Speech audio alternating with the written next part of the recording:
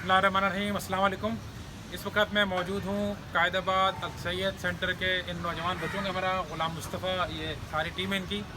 और हम आपको दिखाते हैं कि ये जो पार्क है, आज से सिर्फ 3-4 महीने पहले सितंबर में इसकी क्या हालत थी, और आज इस वक्त जो ये बच्चों की टीम है, इन्होंने अपने इन नौजवान हाथों से, अपने नौजवान जज्बों के साथ, बग़ैर किसी बड़े ताउन के, बग़ैर किसी की मदद के, अपनी मदद आप के तहत किस तरह काम किया है।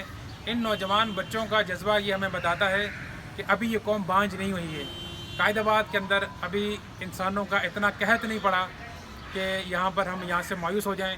इन बच्चों ने मुझे एक उम्मीद दी है, एक होप दिया है कि यहाँ पर अगर ऐसे नौजवान सामने आएँ तो इस इलाके को, जो कि गलाजत का ढेर है, जो गंदगी का ढेर है, जो मसाइल की आमाजगाह है, इंशाल्लाह ये मसाइल ये नौजवान टीम, ये नौजवान बच्चे हल कर सकते हैं। अरसे पहले यहाँ पर कुछ भी नहीं था, सिर्फ मिट्टी थी, गर्द-ओ-गुबार, कचरे के ढेर और टूटे फूटे यहाँ पर झूले थे, जिसकी वजह से बच्चे यहाँ पर ज़ख्मी हुआ करते थे। तो उन नाम नहाद झूलों को भी यहाँ से उखाड़ा है इस नौजवान टीम ने। और मैं ये पिछले पुराने फुटेज की जैसे आप साथ में देखते आ रहे हैं कि पहले यहाँ पर कचरा, कागज़, प्लास्टिक और गलाजत थी, और अब यहाँ पर सब्ज़ा है, फूल हैं, दरख्त हैं, घास है, हरियाली है, और यहाँ पर आकर रूह को एक ताज़गी का एहसास होता है। इस इतनी बड़ी आबादी के अंदर ये महज छोटा सा पार्क है, एक छोटा सा इंतहाई पार्क, जिसकी बहुत बुरी हालत थी, लेकिन इस छोटे से पार्क को भी जिस तरह संभाला है नौजवानों ने, ये लायक तहसीन है, काबिल तहसीन है। ये इस नौजवान टीम के जो लीडर हैं, हम इनका मुंह मीठा कराते हैं पहले। और ये दरअसल अल सैयद की आवाम की तरफ से मैं इनका शुक्रिया अदा कर रहा हूँ कि इन्होंने हमारे लिए इतना काम किया है।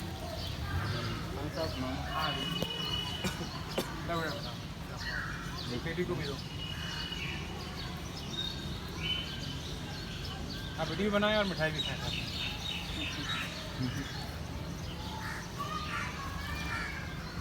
ये फ्रेश पत्ती है, ये भी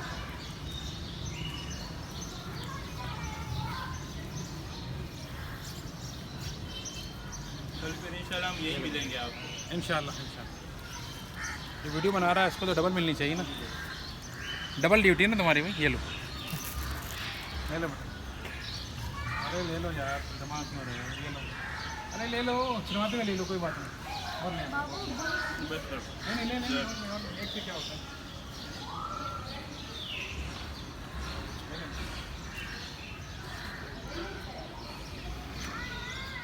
मैं तो बड़ा मायूस था कि शायद हमारी कौम तो अब बांझ हो गई है। अब हमारे जो है ना, हम लोग सिर्फ पैसों के लिए भागेंगे, ना कोई बच्चों का सोचेगा, ना कोई सेहत का सोचेगा, ना एनवायरनमेंट का सोचेगा। लेकिन आप लोगों को देख के बड़ा हौसला हुआ कि नहीं, शऊर है अभी हमारे। हम लोग थोड़ी सी कोशिश कर लें ना, हम लोग यकीन करें कि इस यूसी के अंदर फंड भी मौजूद हैं। एहसास नहीं है, सिर्फ दुनिया में लोग, हुकूमतें काम नहीं करती हैं, आवाम कचरा नहीं फेंकते तो मुल्क साफ होते हैं। ये नहीं कि वो लोग कचरा उठाते हैं वाले हैं। यहाँ 20 करोड़ आवाम है, 20 करोड़ कचरा फेंकने वाले हैं। उठाने वाले कितने लोग हैं? कहाँ से लाओगे 20 करोड़ भाई? यहाँ पर हम कचरा फेंकना फ़ख्र समझते हैं, उठाना में शर्म आती है हमारे को। हम सफाई वाले नहीं हैं, हम गंदगी फैलाने वाले हैं। सफाई वाला वो होता है जो गंद फेंकता ही नहीं नीचे। सफाई आधा ईमान है, आधा ईमान हमने नीचे गिरा दिए, ज़ाया कर दिए। तो इसलिए हमारे मसाइल ये हैं सारे, वरना कोई काम नामुमकिन नहीं है। ये जो दरख्त आप देख रहे हैं कटा हुआ, देखकर तो बज़ाहिर ये लगता है बड़ा दुख होता है जी कि इन्होंने ये दरख्त क्यों काट दिया। और आने जाने वाले लोगों ने भी इन बच्चों पे तनकीद का मौका देखकर खूब अपनी भड़ास निकाली। लेकिन हमारे सादा लोग आवाम को ये नहीं मालूम कि ये जो दरख्त है, इससे ये कहलाता है कोनू का दरख्त। और कोनू के दरख्त की सबसे बड़ी बुराई ये है कि ये ऑक्सीजन पीता है, जज़ब करता है, और कार्बन डाइऑक्साइड खारिज करता है। ये इतना मनूस दरख्त है कि परिंदा इसके ऊपर घोंसला भी नहीं बनाता। ये इस कदर मुज़र सेहत है, इस कदर नुकसानदेह है। और हमारे कराची में मुस्तफ़ा कमाल साहब के दौरे हुकूमत में इसको इंपोर्ट किया गया, यहाँ जा बजा लगाया गया इसको। हालांकि दुनिया भर में इस दरख्त के ऊपर पाबंदी है, कोई मुल्क अपनी ज़मीन पर इन दरख्तों को, पौधों को उगाने नहीं देता।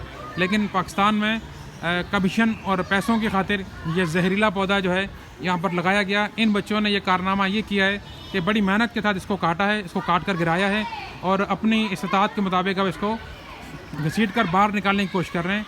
ये एक और अच्छा काम है जो इस टीम ने किया है।